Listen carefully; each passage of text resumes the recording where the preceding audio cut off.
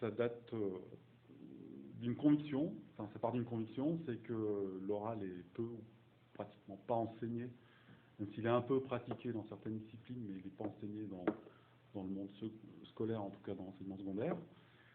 Or, c'est quand même une vertu, une qualité qui est à peu près indispensable quand on est dans le monde professionnel et même dans la vie courante, donc de pouvoir s'exprimer, faire passer ses idées, expliquer les choses aux autres. Et on est dans un monde qui est quand même qui baigne dans l'oral constamment.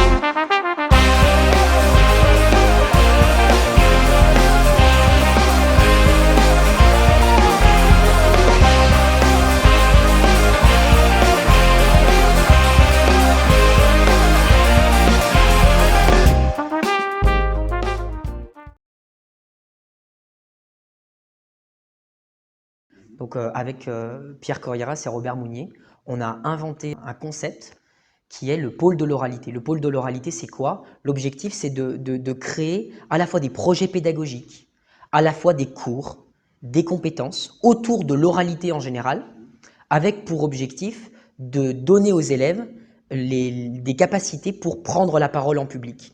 À la fois, ça va leur servir pour leurs oraux, les oraux de français, également au collège avec l'oral du brevet. Il y avait également les TPE, maintenant il y a le grand oral du baccalauréat qui va quand même compter pour 30% de la note finale. Donc ça va être une des grandes épreuves, une nouvelle grande épreuve du baccalauréat. Et puis ça va également leur permettre de vivre les grands moments de l'oralité de leur vie. Ça va être la première rencontre amoureuse, ça peut être l'entretien d'embauche, ça peut être la demande d'augmentation à son patron, ça peut être rencontrer ses beaux-parents.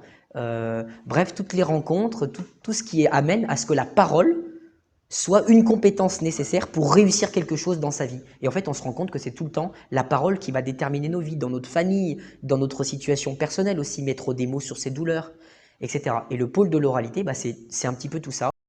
On a une formation à Sainte-Marie que je dispense à tous les élèves de seconde. C'est une formation universelle, c'est unique en France. Il n'y a pas de formation universelle sur la durée de l'année. C'est un vrai cours avec une vraie note, avec des vraies évaluations. On fait passer également des oraux blancs sur tout le niveau de seconde pour les entraîner à la prise de parole, pour les entraîner aux oraux de français, etc. Et puis, on a aussi des projets pédagogiques comme les concours d'éloquence, comme les disputations, comme les joutes verbales au sein de la maison du lycéen en animation. On a également les cafés-débats où on fait des arguments contradictoires un peu plus décontractés. Donc, on a tout cet univers de la parole-là. Et je tiens à dire, c'est un univers qui est transversal parce qu'on y fait à la fois de la philosophie, de la littérature, de l'art, de la technologie, des sciences, de la chimie, de l'humanité scientifique. Bref, on débat de tout, sur tous les sujets. Et dans ma classe, j'ai laissé le choix aux élèves de débattre sur ce qu'ils souhaitaient, sur leur volonté, sur leurs souhaits, sur leurs idées. Donc, ils débattent de tout. Et l'idée à Sainte-Marie, vraiment, c'est désormais d'avoir ce pôle de l'oralité qui comprend à la fois cette formation et ces projets pédagogiques qui viennent graviter autour de tout ça pour former les élèves à la prise de parole. Tu sais, j'ai cette phrase de Jean Zay en tête qui nous disait, Jean Zay, il nous disait « J'ai appris, on apprend aux élèves à l'école à lire, à écrire et à compter, mais jamais l'école n'a permis aux élèves d'apprendre à parler. » Et ben c'est cet enjeu-là que je veux saisir et qu'on a commencé à saisir à Sainte-Marie. Et je crois, sans être trop prétentieux, je crois qu'on est pionnier en la matière.